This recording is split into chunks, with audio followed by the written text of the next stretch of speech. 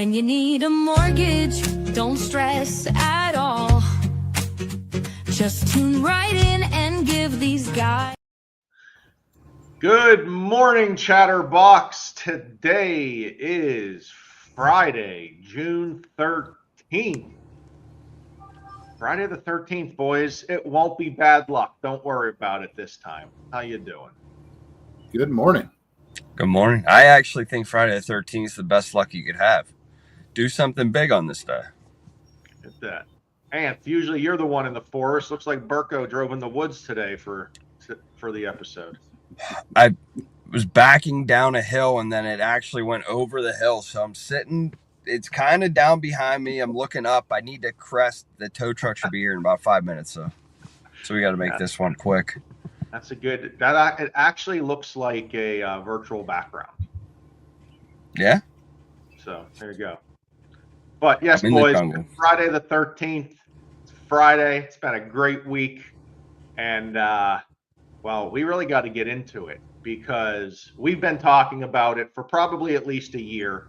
It's now starting to creep into the Pittsburgh area. Remember, Pittsburgh generally doesn't start the trends in anything, fashion, real estate, finance, whatever it may be. We see things in other parts of the country and it starts trickling in. It was this way with homeowners insurance and things like that. And now it's coming with the market. And really the shift is shifting from the seller's market to a buyer's market. You're going to read more and more about there's more buyers than sellers in the market as we sit today.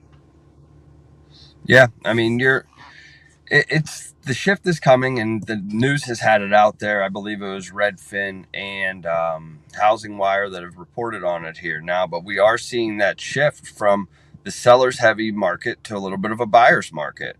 And what that means is they might have a little bit more inventory to look at here coming up in the area as we continue to see that inventory grow and a few people stay sidelined. Yep. And I mean, we're going to see sellers, though, be stubborn. We're going to see sellers talk to all their friends that sold in 2021, 2022. The open house was out the door and they literally had offers to choose from. They may not get that as a seller today. No, definitely not. I mean, there's going to be more options, out there. More sellers assist being given, which is great because it allows us to provide more affordability options to those clients to be able to buy those homes. I think it's a great switch. Well, and that's where it comes down to, right? As a buyer, you need to understand the market. You need to understand what you're allowed and not allowed to do in a mortgage transaction. And negotiating the purchase price is not the only thing you're allowed to do. There's other items you can do in a mortgage transaction to help you.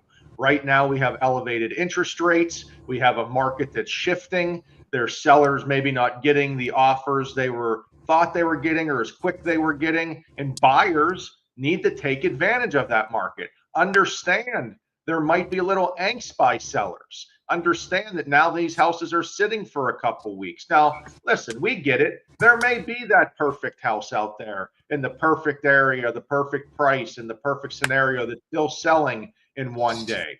But the facts are the facts. You are not seeing that on every property. And now we have to prepare not only the agents we work with, but their buyers on how to take advantage. And how to take advantage is knowing what you can ask for. And of course, it's always been the number one thing. Drop purchase price, negotiate purchase price. Yes, that's on the real estate side. We don't want to get into that on this show. What we want to get into is what can help you long-term financially.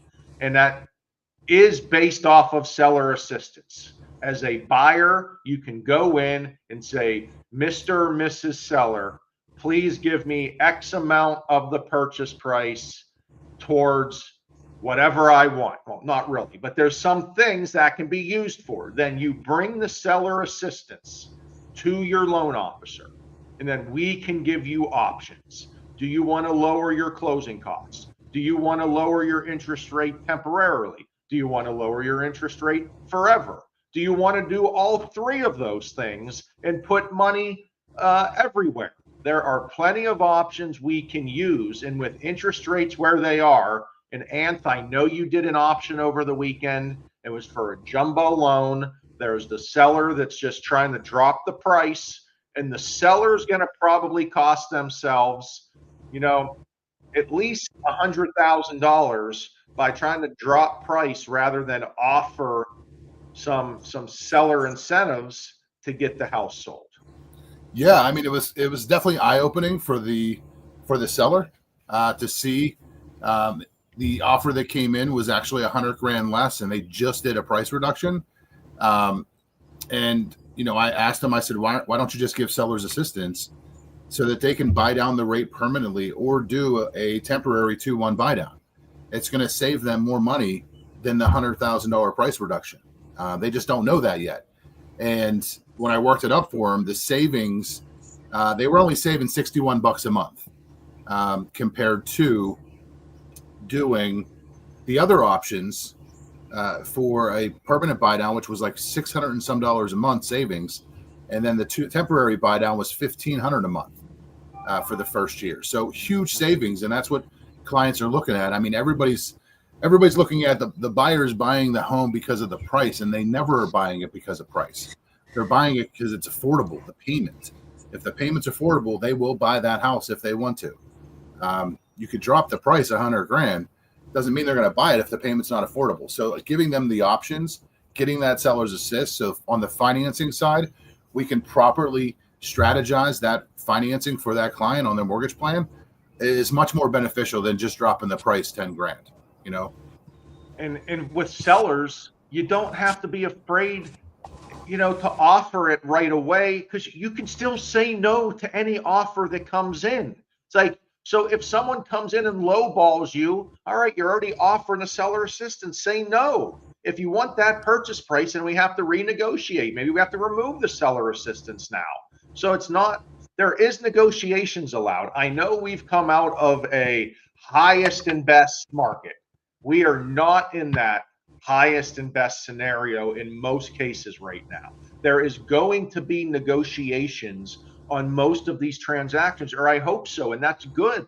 That's what the real estate transaction should be. But the negotiation, and a lot of times, needs to involve the loan officer, needs to involve the financing, and real estate agents need to understand getting a lower interest rate right now can be more beneficial than getting a lower purchase price. That's what we're trying to understand. The lower interest rate can save more than the lower purchase price. Yeah.